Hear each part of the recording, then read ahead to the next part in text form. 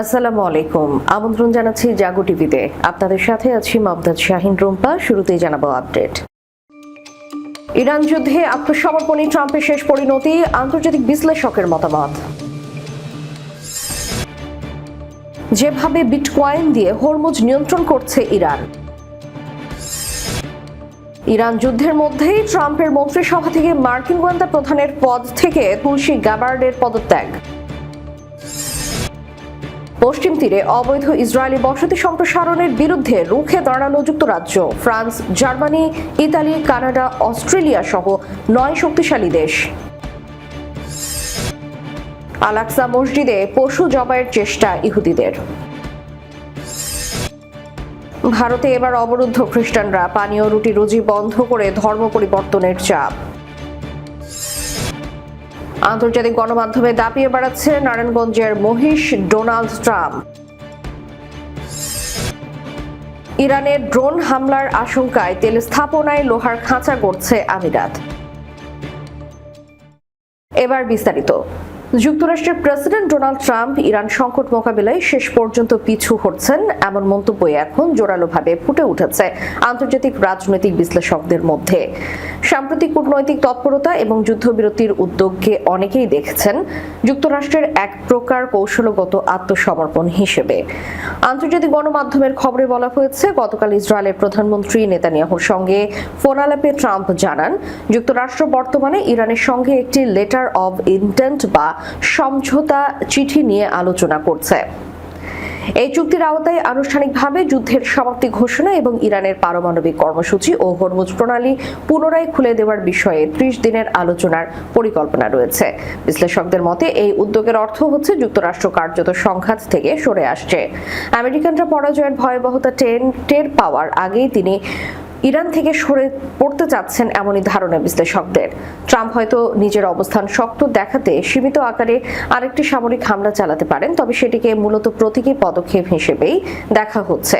সংকটের সূত্রপাত হয় গত মার্চে, যখন ইসরায়েল ইরানের পার্স গ্যাস ক্ষেত্রে হামলা চালায়। পাল্টা জবাবে ইরান কাতারের গুরুত্বপূর্ণ গ্যাস উৎপাদন স্থাপনায় আঘাত হানে।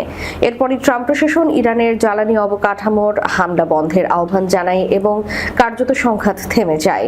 বিশ্লেষকদের দাবি, গত 2 মাস ধরে তেহরান বিশ্বাস করে আসছে যে ট্রাম্প পূর্ণ মাত্রার যুদ্ধ পুনরায় শুরু করবেন না। তাই টানা 37 দিনের হামলায় ক্ষয়ক্ষতি হলেও ইরান কোনো বড় ছাড় দেননি। বরং দেশটি যুদ্ধ ক্ষতিপূরণ, ইউরেনিয়াম সমৃদ্ধকরণে কোনো সীমাবদ্ধতা না থাকা, হরমুজ প্রণালীর নিয়ন্ত্রণ স্বীকৃতি এবং নিষেধাজ্ঞা প্রত্যাহারের মতো কঠোর শর্ত সামনে এনেছে। এদিকে যুক্তরাষ্ট্রভিত্তিক গবেষণা প্রতিষ্ঠান institute for the study of war জানিয়েছে, যুদ্ধবিরতির সময়কে কাজে লাগে ইরান হরমুজ প্রণালীর উপর নিজেদের নিয়ন্ত্রণ আরও সুসংহত করছে। তেহরান বিভিন্ন তেল আমদানিকারক দেশের সঙ্গে পৃথক ট্রানজিট চুক্তি করেছে এবং যেসব দেশের সঙ্গে চুক্তি নেই তাদের জাহাজের উপর অতিরিক্ত ফি আরোপ করেছে। ইরানি কর্মকর্তাদের ভাষ্য অনুযায়ী নতুন ব্যবস্থায় রাশিয়া ও চীনের মতো মিত্র দেশগুলো অগ্রাধিকার পাবে, পাশাপাশি ভারত ও পাকিস্তানের মতো দেশগুলো আলাদা ট্রানজিট সুবিধা নিয়ে আলোচনা করতে পারবে। তবে ইরানের দৃষ্টিতে বিরোধী দেশগুলোর জাহাজকে পুরোপুরি প্রবেশ নিষিদ্ধ করা হতে পারে। দক্ষিণ কোরিয়া, তুরস্ক ও ইরাক ইতিমধ্যে অন্তর্বর্তী ট্রানজিট চুক্তির বিষয়ে আলোচনা শুরু করেছে। বিশ্লেষকদের ধারণা, যুক্তরাষ্ট্র হরমুজ প্রণালী পুনরায় উন্মুক্ত করতে সামরিক পদক্ষেপ নেবে না। এটি স্পষ্ট হওয়ার পর আরও অনেক দেশ দ্রুত তেহরানের সঙ্গে সমঝোতায় যেতে চাইবে। ইরান এবার বিটকয়েন ভিত্তিক অর্থনৈতিক ব্যবস্থার মাধ্যমে হরমুজ প্রণালী নিয়ন্ত্রণের পরিকল্পনা করেছে। সম্প্রতি তেহরানের শীর্ষ নিরাপত্তা কর্মকর্তারা স্ট্রেইট অথরিটি নামে নতুন একটি কর্তৃপক্ষ গঠনের ঘোষণা দিয়েছেন। তাদের দাবি, হরমুজ প্রণালী দিয়ে যাওয়া প্রতিটি জাহাজকে ইরানের অনুমতি নিয়ে চলাচল করতে হবে। ইরানের নতুন ঘোষণায় বলা হয়েছে, কর্তৃপক্ষের সঙ্গে পূর্ণ সমন্বয় ছাড়া কোনো জাহাজের চলাচল বৈধ বলে বিবেচিত হবে না। জাহাজগুলোকে একটি নির্দিষ্ট রেডিও ফ্রিকোয়েন্সির মাধ্যমে ইরানের কর্তৃপক্ষের সঙ্গে যোগাযোগ করতে হবে। একই সঙ্গে হরমুজ সেফ নামে নতুন একটি সেবার আওতায় জাহাজ চলাচলের জন্য ক্রিপ্টোকারেন্সি, বিশেষ করে বিটকয়েনে বিমাফি পরিশোধের পরিকল্পনাও প্রকাশ করা হয়েছে। ইরানের রাষ্ট্রীয় ঘনিষ্ঠ সংবাদ মাধ্যমগুলোর দাবি, এই পরিকল্পনা থেকে বছরে $10 বিলিয়ন বেশি আয় হতে পারে দেশটির। তবে যুক্তরাষ্ট্র ও উপসাগরীয় দেশগুলো এর তীব্র বিরোধিতা করেছে। সংযুক্ত আরব আমিরাতের জ্বালানি জায়ান্ট অ্যাডনক এর প্রধান সুলতান আল জাবের সম্প্রতি হরমুজ প্রণালী কোনো শর্ত ছাড়াই আবারও খুলে দেওয়ার আহ্বান জানিয়েছেন। ইতিমধ্যে যুদ্ধ ও হামলার কারণে হরমুজ অঞ্চলে জাহাজ চলাচল প্রায় স্থবির হয়ে পড়েছে।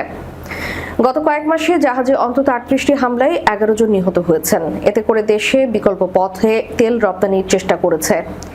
ইরানের বার্তা সংস্থা ফার্স জানিয়েছে, হরমুজ সেফ প্ল্যাটফর্মের মাধ্যমে আরব উপসাগর, হরমুজ প্রণালী ও আশপাশের নৌপথে চলাচলকারী জাহাজের জন্য ক্রিপ্টোগ্রাফিকভাবে যাচাইকৃত বীমা দেওয়া হবে। তবে এটি মূলত ইরানি জাহাজ ও কার্গো মালিকদের জন্য তৈরি বলে ধারণা করা হচ্ছে। একই সময় ইরান ইঙ্গিত দিয়েছে, বৃহত্তর শান্তি চুক্তি ও নিষেধাজ্ঞা প্রত্যাহারের বিনিময়ে তারা হরমুজ প্রণালী আবারও পুরোপুরি খুলে দিতে পারে। তবে এ নিয়ে যুক্তরাষ্ট্রের সঙ্গে আলোচনা এখনো অচল অবস্থায় রয়েছে। ইরান যুদ্ধের মধ্যেই ট্রাম্পের মন্ত্রিসভা থেকে মার্কিন গোয়েন্দা প্রধানের পদ থেকে তুলসী গ্যাবার্ডের পদত্যাগ করেছেন। শুক্রবার এক বৈঠকে মার্কিন প্রেসিডেন্ট ডোনাল্ড ট্রাম্পকে পদত্যাগের বিষয়টি জানিয়েছেন তিনি। এক প্রতিবেদনে ফক্স নিউজ জানিয়েছে, বিরল অস্থি ক্যান্সারে আক্রান্ত স্বামীর পাশে থাকতে পদত্যাগের সিদ্ধান্ত নিয়েছেন তুলসী গ্যাবার্ড। আগামী ৩০ জুন থেকে তার এই সিদ্ধান্ত কার্যকর হবে। পদত্যাগপত্রে গ্যাবার্ড উল্লেখ করেছেন, আপনারা আমার উপর যে আস্থা রেখেছেন এবং ১.৫ বছর ধরে আমাকে ডিরেক্টর অফ ন্যাশনাল ইন্টেলিজেন্সের কার্যালয়ের নেতৃত্ব দেওয়ার জন্য সুযোগ দেওয়ায় আমি গভীরভাবে কৃতজ্ঞ। কিন্তু দুর্ভাগ্যবশত আমাকে পদত্যাগপত্র জমা দিতে হচ্ছে, যা ৩০ জুন থেকে কার্যকর হবে। আমার স্বামী আব্রাহাম সম্প্রতি এক অত্যন্ত বিরল ধরনের অস্থি ক্যান্সারে আক্রান্ত হয়েছেন। আগামী সপ্তাহ ও মাসগুলোয় তার স্বামী বড় ধরনের চ্যালেঞ্জের মুখোমুখি হবেন বলেও নিজের পদত্যাগপত্রে উল্লেখ করেছেন গ্যাবার্ড। তিনি আরও লিখেছেন, এই মুহূর্তে আমাকে জনসেবা থেকে সরে দাঁড়াতে হবে যাতে আমি আমার স্বামীর পাশে থাকতে পারি এবং এই লড়াইয়ে তাকে পূর্ণ সমর্থন দিতে পারি। তিনি সবসময় আমার শক্তির জায়গা ছিলেন।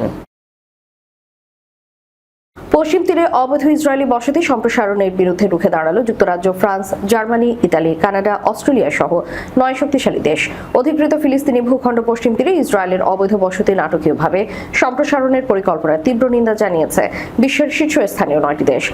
যুক্তরাজ্য, France, Germany, Italy, Canada, Australia, New Zealand, Norway এবং নেদারল্যান্ডসের নেতারা একই যৌথ বিবৃতিতে এই কঠোর হুঁশিয়ারি নিয়ে নিন্দা প্রকাশ করেছেন। যৌথ বিবৃতিতে বিশ্ব নেতারা জোর দিয়ে বলেন, ইসরায়েলের এই ধরনের বসতি স্থাপন আন্তর্জাতিক আইনের চরম লঙ্ঘন।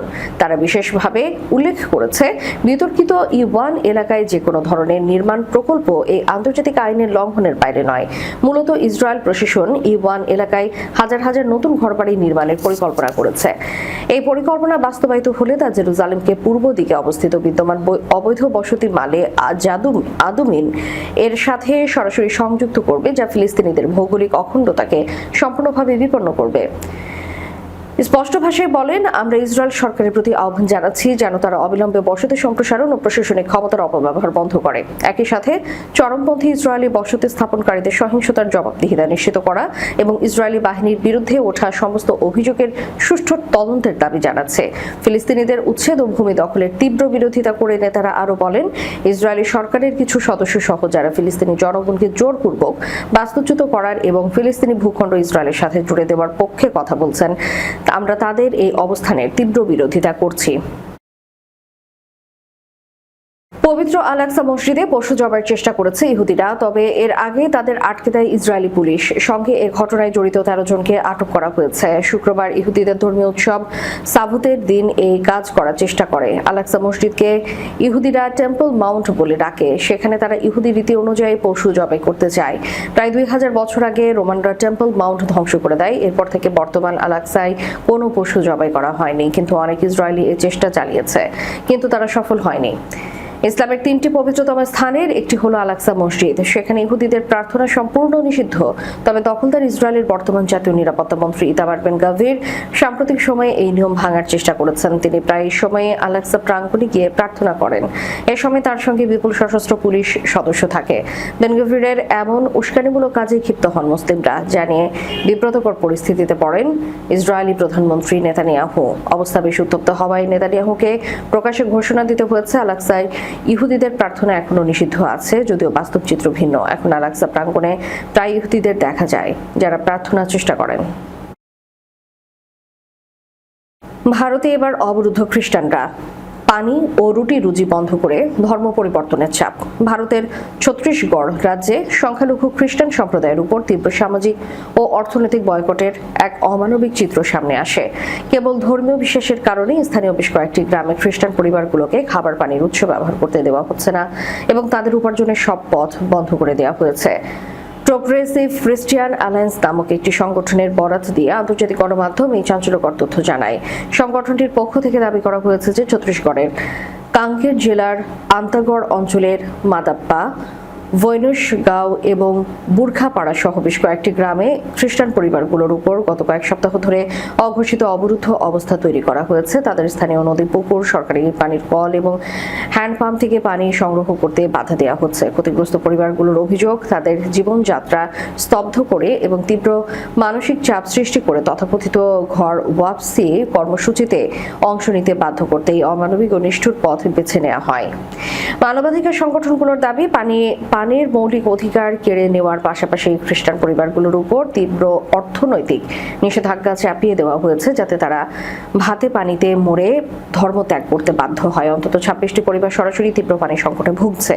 এখানেই শেষ নয়, সরকারের 100 দিনের কাজের গ্যারান্টি প্রকল্প বা মনরেগা থেকেও খ্রিস্টান শ্রমিকদের জোরপূর্বক বাদ দেওয়া হচ্ছে। প্রায় 41টি পরিবারকে এই প্রকল্পের কাজ থেকে তাড়িয়ে দেওয়া হয়েছে।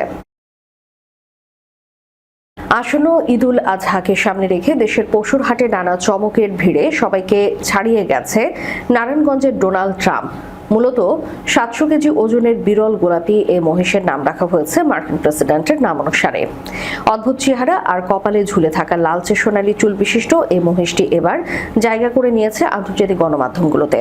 সংবাদ সংস্থা রয়টার্স নারায়ণগঞ্জের এই ডোনাল্ড ট্রাম্পকে নিয়ে একটি প্রতিবেদন প্রকাশ করেছে, যার শিরোনাম বাংলাদেশের বিরল ডোনাল্ড ট্রাম্প মহিষ এখন ঈদের সেন্সেশন। রয়টার্সের প্রতিবেদনে বেশ রসিয়ে বলা হয়েছে, সাধারণত বাংলাদেশের মানুষ কালো রঙের মহিষ দেখতেই অভ্যস্ত, তবে এই এলবিনো জাতের মহিষটির গায়ের রং ক্রিমের মতো হালকা গোলাপি এবং এর কপালে রয়েছে একগুচ্ছ সোনালী চুল। এই চুলের স্টাইলটি হুবহু মার্কিন প্রেসিডেন্ট ডোনাল্ড ট্রাম্পের সিগনেচার হেয়ার স্টাইলের কথা মনে করিয়ে দেয়। আর এই অদ্ভুত মিলের কারণেই মহিষটির নাম আদর করে রাখা হয়েছে ডোনাল্ড ট্রাম্প। দূর দূরান্ত থেকে প্রতিদিন শত শত মানুষ এই সেলিব্রিটি মহিষের সঙ্গে সেলফি তুলতে এবং ভিডিও করতে খামারে ভিড় জমাচ্ছেন, উঠে এসেছে রয়টার্সের প্রতিবেদনে। রয়টার্স ছাড়াও এর আগে একাধিক মার্কিন গণমাধ্যম ডোনাল্ড ট্রাম্প নামে বাংলাদেশের এই গোলাপি মহিষটি নিয়ে সংবাদ প্রকাশ করেছে। এছাড়াও ব্রিটিশ গণমাধ্যম দ্য ইন্ডিপেন্ডেন্ট ও দ্য টেলিগ্রাফ এবং ভারতীয় সংবাদ মাধ্যম হিন্দুস্তান টাইমস ও নিউজ 18 সহ বিশ্বের প্রভাবশালী অনেক গণমাধ্যমে বাংলাদেশের এই আলোচিত পশুকে নিয়ে বিশেষ প্রতিবেদন করেছে। ইরানের ধারাবাহিক হামলার আশঙ্কার মধ্যে নিজেদের গুরুত্বপূর্ণ তেল স্থাপনাগুলো ঘিরে বিশেষ অ্যান্টি ড্রোন প্রতিরক্ষা ব্যবস্থা গড়ে তুলেছে সংযুক্ত আরব আমিরাত। এমন দাবি ঘিরে নতুন আলোচনা শুরু হয়েছে আন্তর্জাতিক অঙ্গনে। সামাজিক যোগাযোগ মাধ্যম এক্সে ছড়িয়ে পড়া একটি ছবিতে দেখা গেছে আবুধাবির একটি তেল সংরক্ষণগারের চারপাশে লোহার জালের মতো কাঠামো নির্মাণ করা হচ্ছে। বিশ্লেষকদের ধারণা, এটি ভারী ড্রোন ঠেকাতে সক্ষম বিশেষ প্রতিরক্ষা ব্যবস্থা হতে পারে। যদিও ছবিটির সত্যতা স্বাধীনভাবে যাচাই করা সম্ভব হয়নি। বিশ্ববাজারে জ্বালানি রপ্তানি নির্ভর অর্থনীতির দেশ আরব আমিরাত। দেশটির মোট জিডিপির প্রায় 30% সরাসরি তেল ও গ্যাস খাত থেকে আসে। রপ্তানি আয়েরও বড় অংশ নির্ভর করে জ্বালানির উপর। সম্প্রতি ইরান, যুক্তরাষ্ট্র ও ইসরায়েলের বিরুদ্ধে আক্রমণাত্মক অবস্থান নেওয়ার পাশাপাশি আমিরাতকেও বারবার হুঁশিয়ারি দিয়ে আসছে। তেহরানের অভিযোগ, আবুধাবি, ওয়াশিংটন ও তেল আবিবের সঙ্গে সামরিক ও গোয়েন্দা সহযোগিতা আরও গভীর করেছে। এই পরিস্থিতিতে ইরান একাধিকবার আমিরাতের তেল স্থাপনা, পর্যটন কেন্দ্র, এমনকি পারমাণবিক স্থাপনাকেও সম্ভাব্য লক্ষ্যবস্তু হিসেবে উল্লেখ করেছে। শেষ করার পূর্বে সংবাদ শিরোনামগুলো জানাবো আরও একবার। ইরান যুদ্ধে আত্মসমর্পণী ট্রাম্পের শেষ পরিণতি, আন্তর্জাতিক বিশ্লেষকের মতামত। যেভাবে বিটকয়েন দিয়ে হরমুজ নিয়ন্ত্রণ করছে ইরান। ইরান যুদ্ধের মধ্যেই ট্রাম্পের মন্ত্রিসভা থেকে মার্কিন গোয়েন্দা প্রধানের পদ থেকে তুলসী গ্যাবার্ডের পদত্যাগ। পশ্চিম তীরে অবৈধ ইসরায়েলি বসতি সম্প্রসারণের বিরুদ্ধে রুখে দাঁড়ালো যুক্তরাজ্য। France, Germany, Italy, Canada, Australia সহ 9 শক্তিশালী দেশ। আল-আকসা মসজিদে পশু জবাইয়ের চেষ্টা ইহুদিদের। ভারতে এবার অবরুদ্ধ খ্রিস্টানরা, পানীয় রুটি রুজি বন্ধ করে ধর্ম পরিবর্তনের চাপ। আন্তর্জাতিক গণমাধ্যমে দাপিয়ে বেড়াচ্ছে নারায়ণগঞ্জের মহিষ ডোনাল্ড ট্রাম্প। ইরানের ড্রোন হামলার আশঙ্কায় তেল স্থাপনায় লোহার খাঁচা গড়ছে আমিরাত। এতক্ষণ আমাদের সাথে থাকার জন্য ধন্যবাদ। আল্লাহ হাফেজ।